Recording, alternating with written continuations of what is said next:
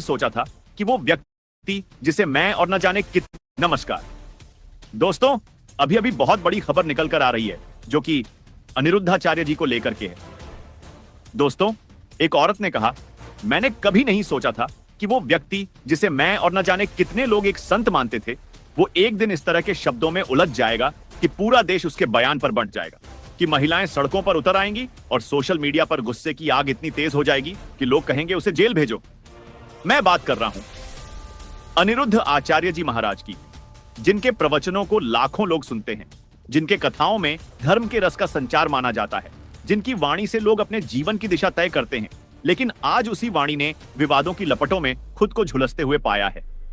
Video में आगे बढ़ने से पहले आप लोग जरा इस ग्राफ को देखिए। 93.4% लोग हमारी वीडियो को तो देखते हैं लेकिन चैनल को सब्सक्राइब नहीं करते।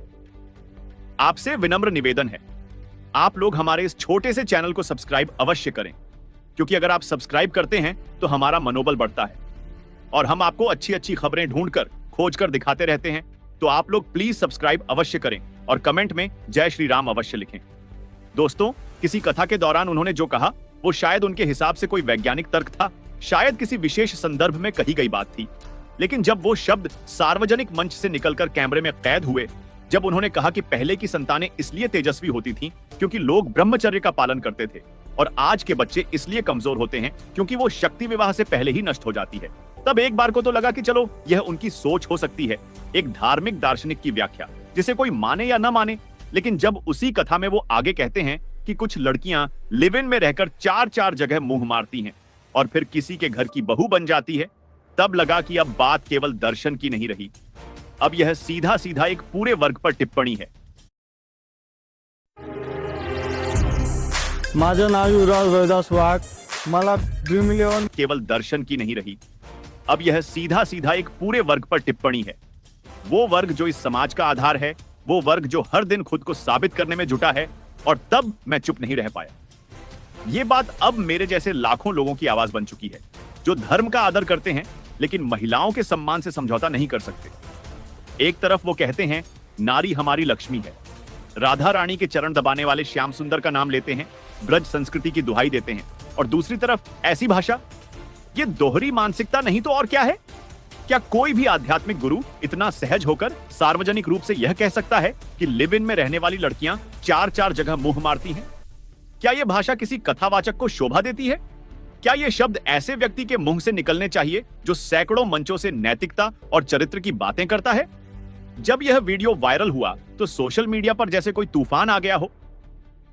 महिलाओं ने खुलकर विरोध किया, महिला संगठनों ने सड़कों पर प्रदर्शन किया और ट्विटर पर हैशटैग अनिरुद्ध कोजेला भेजो ट्रेंड करने लगा। यह कोई मामूली विवाद नहीं था, यह उस समाज के आत्मसम्मान की लड़ाई बन गई जिसमें महिलाएं अब चुप नहीं बैठती, अब वो सवाल पूछती हैं और जवाब मांगती हैं। और जवाब देने की बजाय जब अनिरुद्धाचार्य ने सफाई दी तो वो सफाई और भी भ्रमित करने वाली लगी। उन्होंने कहा कि उनके बयान को तोड़ मरोड़ कर दिखाया गया, कुछ शब्द काट दिए गए। वो कह रहे थे कि कुछ लड़कियों के लिए कहा था, सारी लड़कियों के लिए नहीं। लेकिन क्या उन्हें यह अंदाज नहीं कि सार्वजनिक मंच से निकला हर शब्द अब कैमरे में रिकॉर्ड होता है? अब एडिट की गुंजाइश बहुत कम होती है जब लोग खुद अपने मोबाइल पर लाइव देख रहे होते हैं। फिर उन्होंने मुस्कान नाम की लड़की का हवाला दिया जो पहले भी सुर्खियों में रही थी और कहा कि बयान उसी संदर्भ में था। लेकिन क्या इसका मतलब यह है कि किसी एक उदाहरण के बहाने वो सारी व्यवस्था पर उंगली उठाएं? कोई भी आध्यात्मिक वक्ता यदि व्यक्तिगत अनुभवों को सार्वजनिक निष्कर्ष में बदलने लगेगा तो फिर उसके कथन धर्म नहीं राजनीति बन जाएंगे। और बात यही नहीं थमी। अखिलेश यादव जैसे बड़े नेता ने जब इस पर टिप्पणी की तब लगा कि अब यह मुद्दा सिर्फ धर्म या बयान का नहीं रह गया, अब यह सत्ता, समाज और संवेदना का मुद्दा बन चुका है।